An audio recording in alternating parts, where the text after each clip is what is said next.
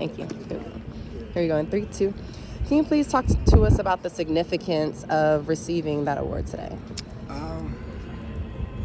Well, I'm honored and humble to receive it.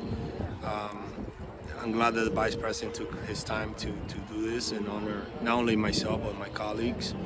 I feel like the rest of my colleagues that did work that day, they should also be at the receiving end of one of these. But then it's great. It's great to receive it despite the injuries, despite the long therapy sessions, to be recognized. This January 6th had taxed me a lot in terms of injuries, financially, my career. It had taken my career. Last December 17 was my last day as a police officer. And had it not been because of January 6th, I would be quiet. I would be working inside the Capitol and minding my own business and protecting the Capitol. So I'm glad that he recognized what we did. But we didn't do what we did because we wanted a medal. We did it because it was our job. Can you talk to me about, what are you doing now? You're saying you've got injuries. There are things that you're dealing with mentally. Where are you at now, being that you're not? Physically, I'm better off. I still have some limitation with my range of motion on my left arm. I could do a lot of things, but I had to do it slower or conscious about what I could do. Mm-hmm. Mentally, I overcome a lot of things.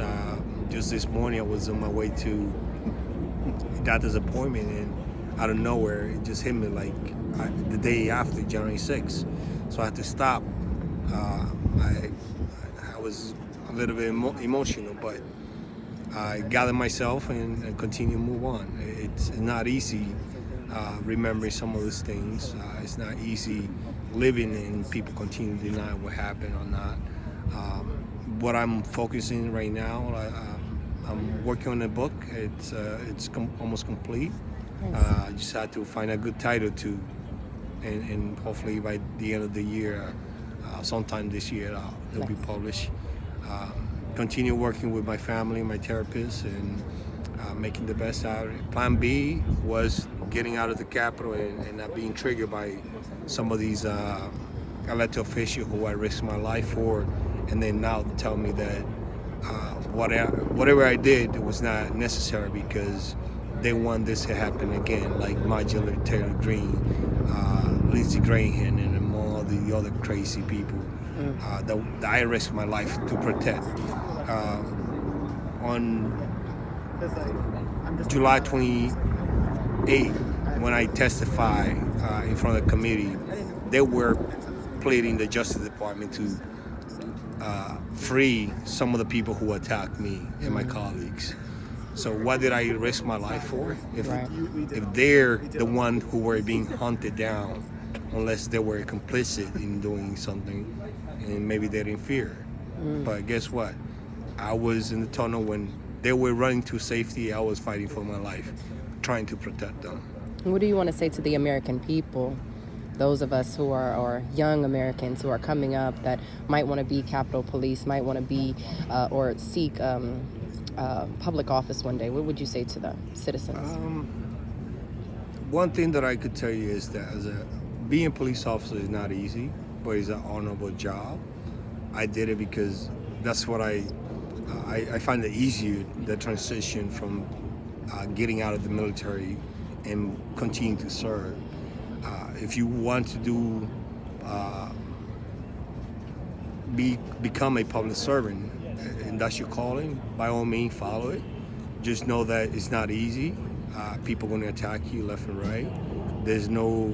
Sometimes it's not an easy making decision, and people judge you on that decision based on that split second that you had to take, and then people second guess you. But if you do the right thing and you follow your training, you are a good person, and follow your heart and continue become the public servant that you want to be, whether that's political or a policeman, a firefighter. There's a lot of people who could use your expertise and your new ideas. Some of the people who work at the Capitol, they're old, and they don't know what Twitter is or something like that. So we need new ideas. So. Thank you.